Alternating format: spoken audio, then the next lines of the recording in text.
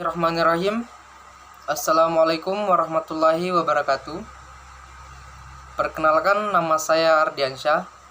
Saya dari Universitas 19 November Kolaka, tepatnya di Fakultas Keguruan dan Ilmu Pendidikan, mengambil jurusan Pendidikan Geografi. Sekarang saya sudah berada pada semester 5 di Pendidikan Geografi. Nah, pada video kali ini saya akan menjelaskan sedikit mengenai materi tentang ruang sebagai perwilayahan dalam mata kuliah perencanaan wilayah. Nah, sebelum kita masuk dalam topik-topik ruang sebagai perwilayahan, tentunya kita perlu tahu apa-apa saja inti dari materi pada kali ini.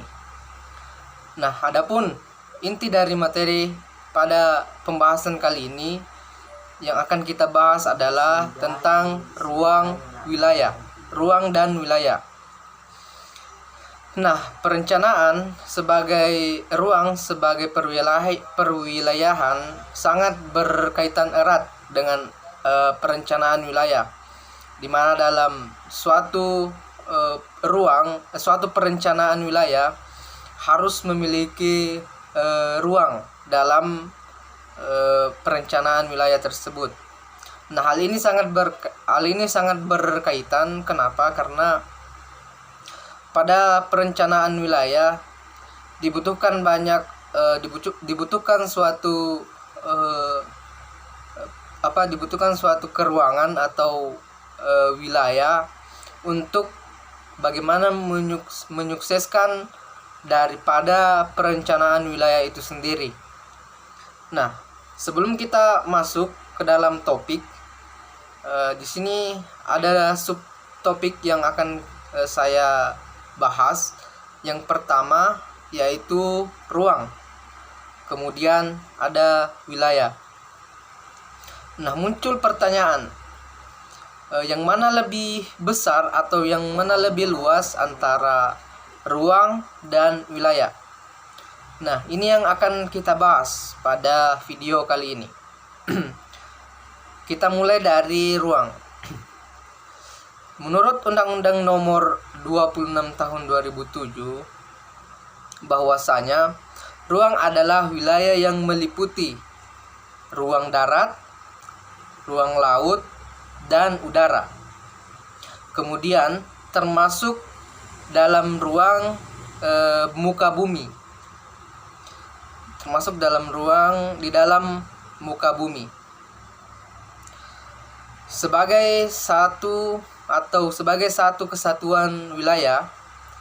Kemudian tempat di mana manusia dan makhluk lain bertahan hidup, kemudian melakukan kegiatan dan memelihara kelangsungan hidupnya. Itu adalah salah satu pengertian ruang menurut Undang-Undang Nomor 26 Tahun 2007. Nah, terus bagaimana dari segi ruang dalam perspektif geografi?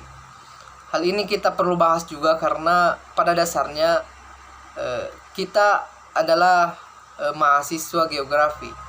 Tentunya dalam setiap pembahasan apapun itu harus kita kaitkan dalam studi geografi, termasuk dalam perencanaan wilayah ini sebagai materi ruang sebagai kewilayahan. Nah, dari segi perspektif geografi, di sini ruang dapat diekspresikan dalam dua hal. Yang pertama ada yang dinamakan absolut, kemudian relatif. Nah, dari dua ini adalah ruang perspektif dalam geografi. Nah, kemudian muncul pertanyaan, apa yang dimaksud dengan ruang absolut dan ruang relatif? Nah, ruang absolut itu sendiri ialah ruangan yang berhubungan dengan fisik, seperti letak, setting geografis. Nah, itu yang disebut dalam ruang absolut, di mana hal ini perlu kita jelaskan bahwasanya ruang absolut itu adalah ruang di mana harus lebih kepada menjelaskan dan kemudian membuktikan. Misalkan contoh letak, kita ambil contoh adalah luas sebuah permukaan atau misalkan luas permukaan bumi. Itu kita harus lebih menjelaskan secara detail berapa luas dari permukaan bumi itu sendiri. Nah, itu yang disebut dengan ruang absolut. Nah, kemudian yang kedua ada yang dinamakan ruang relatif. Nah, ruang relatif ini ialah ruang yang berhubungan selain aspek fisik, dia juga berfungsi sebagai ekonomi, kemudian sosial dari ruang tersebut, dan dapat mencakup aspek kedekatan, kemudian keterjangkauan, sehingga bertumplikasi pada sosial dan ekonomi. Itu yang disebut dalam ruang relatif dalam perspektif geografi pada sebuah ruang.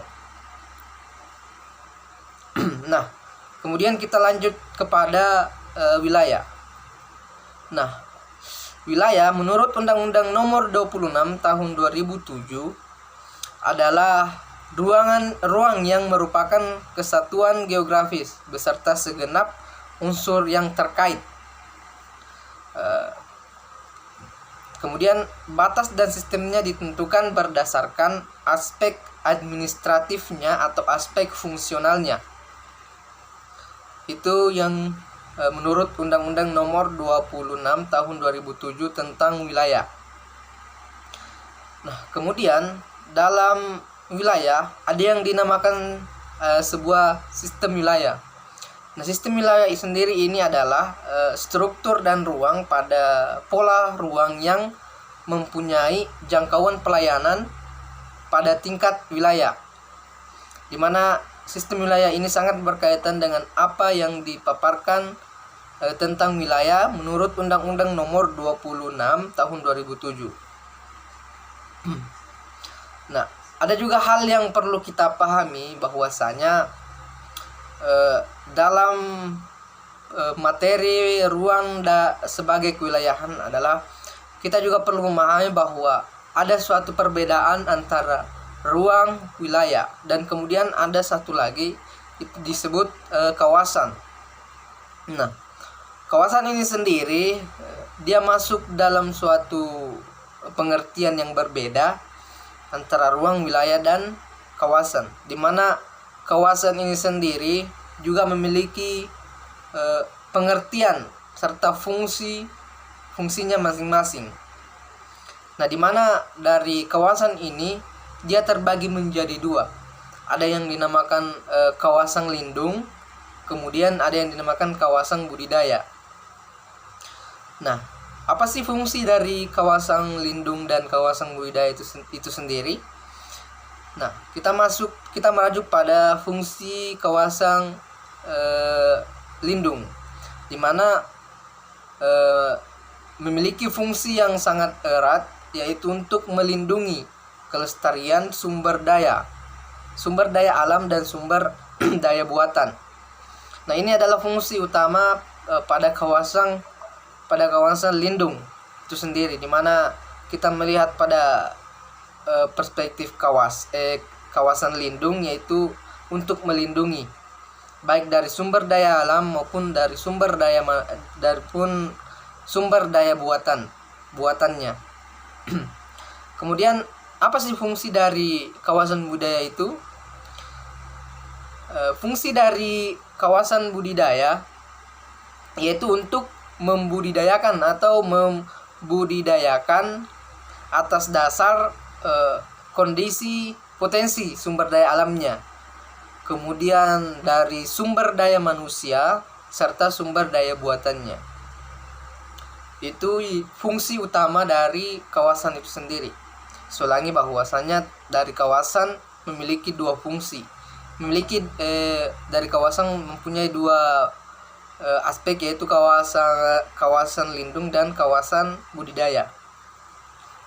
Nah, kemudian kita